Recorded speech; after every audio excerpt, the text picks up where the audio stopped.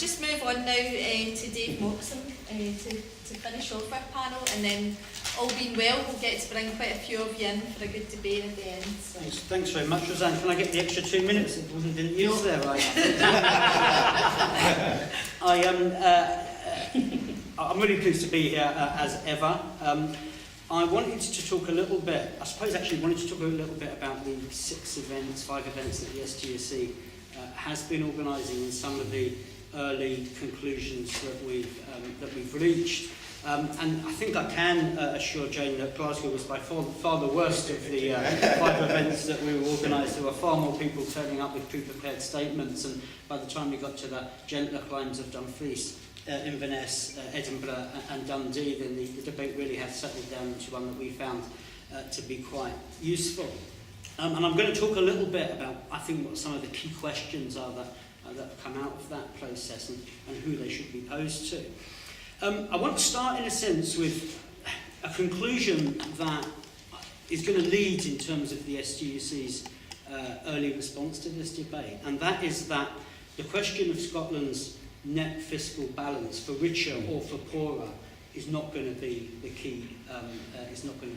Question, and there's a number of reasons for that. The first reason is, put simply, those on both sides of this debate have exaggerated beyond belief the relative benefits either of staying in the Union or not. On the one hand, we have suggestions that Scotland would be hundreds and hundreds of pounds per person better off without paying any respect to the fact that we also spend hundreds and hundreds of pounds more per individual in terms of public services. But equally on the other side of the debate, the unionist side of the debate has attempted to argue that Scotland is in some way massively fiscally dependent on the UK, taking no cognizance of the fact that any indicator of Scotland would indeed have a geographical entitlement to oil. So our conclusion is, frankly, that that's too close to call.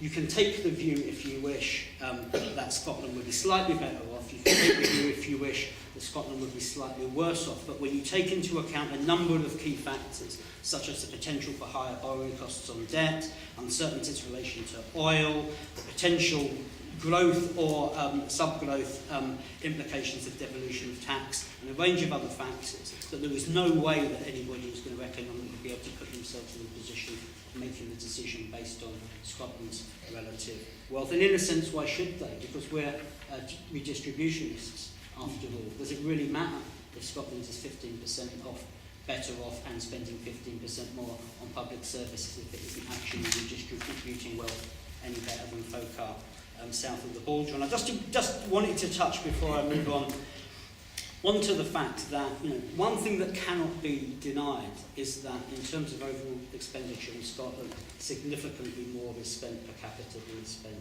across the United Kingdom. And if you wanted to pick a figure, you might pick a figure of about £4 billion. And it's worth looking very quickly at how that extra money is spent and what some of the political decisions have been, because it's undoubtedly true that the majority of that money, perhaps £2.5 billion of that money, is spent on what people think it should definitely be spent on, which is increased and higher spending on health and education.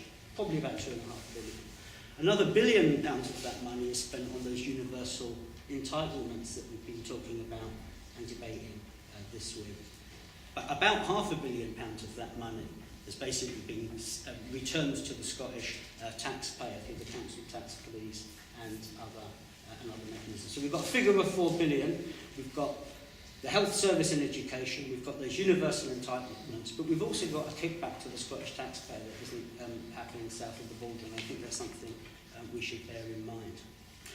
But when we look at this question, it seems to me, in the title of the of this session, Powers to Own, Control and Develop, it seems to me that what's important are 3 questions. It's the should question, it's the could question, and it's the would question. So, 6 areas in which I think we should, whether at a UK or a Scottish level, been doing things differently. Firstly, and it's already been referred to today, we need to move away from the current neoliberal monetary policy, the complete separation of fiscal and monetary powers, the fact that we have a supposedly independent Bank of England and Monetary Policy Commission. We have no power to regulate the financial sector, and without that, it seems to me, nobody can have a view or a vision of a non-neoliberal Scotland. Secondly, we need a radical renegotiation of EU treaties or to leave the EU. Thirdly, we need democratic ownership, starting with the failed banks, the rail system, and looking in depth at the potential renationalisation of energy companies. 4, and not talked about enough in this debate, we need proper labour market regulation.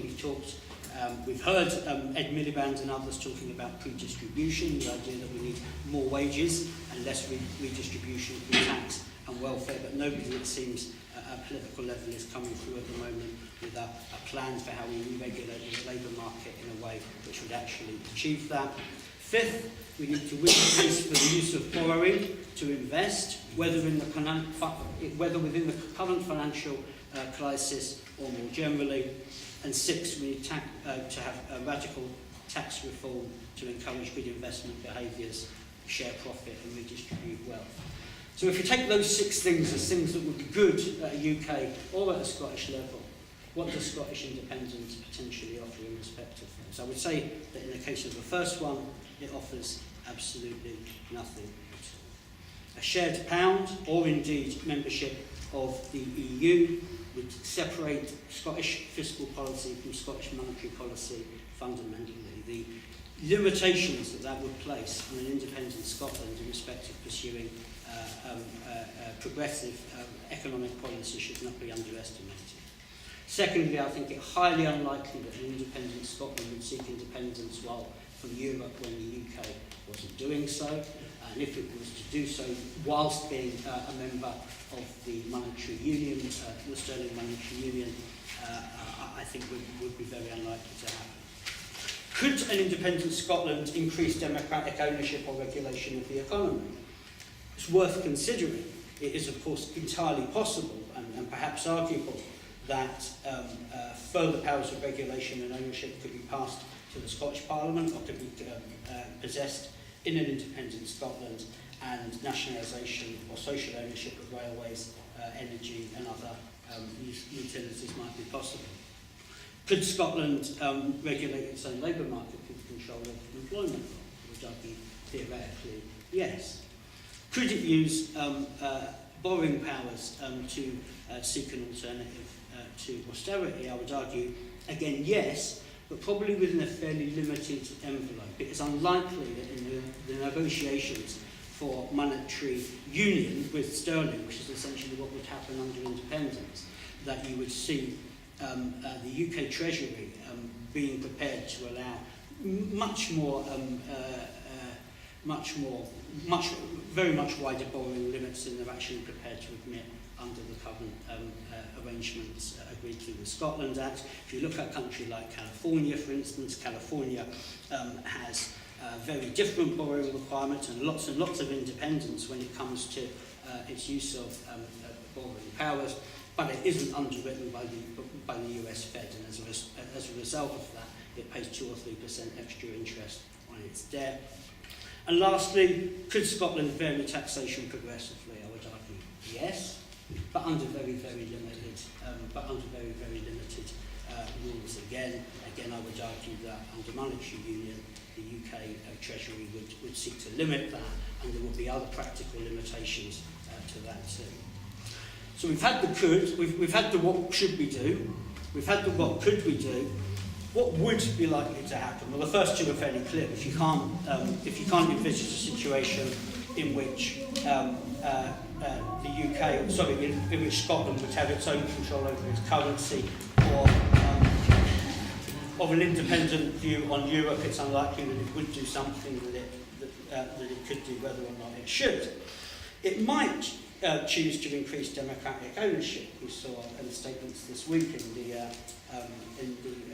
in the wake of the West Coast rail fiasco, which suggested that Scotland might wish to take a different course if it had more powers. But it seems to me that the situation outlined by Richard, the power of the multinationals, the fact that no political party currently has a convincing narrative in terms of public ownership would be likely to limit that.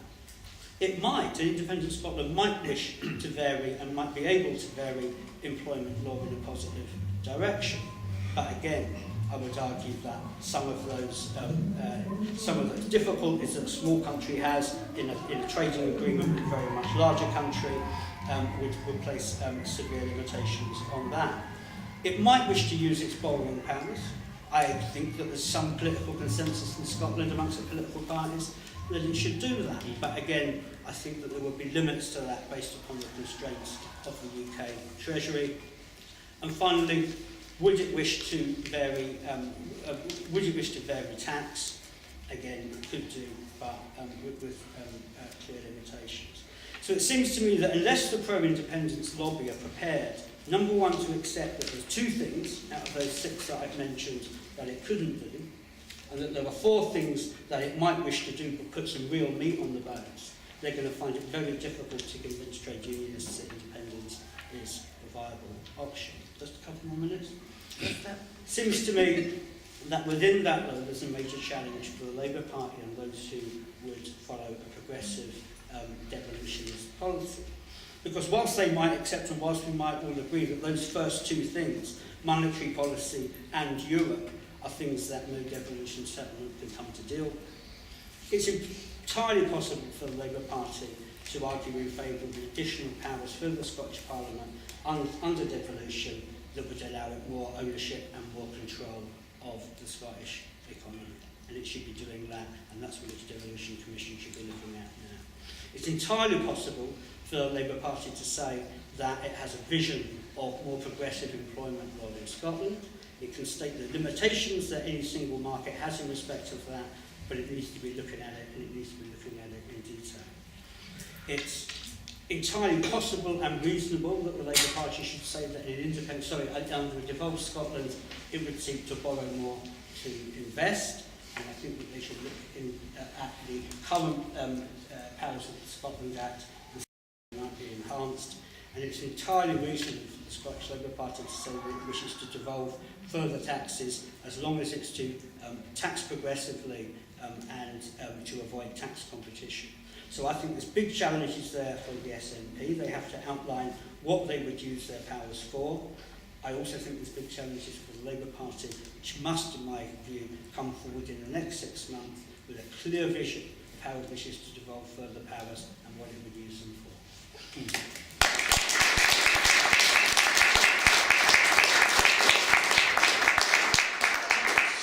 Dave, I think we're really starting to get to the heart of the debate now. And that was 4 excellent contributions to kick off things. So I'm now happy to take any contributions from the floor.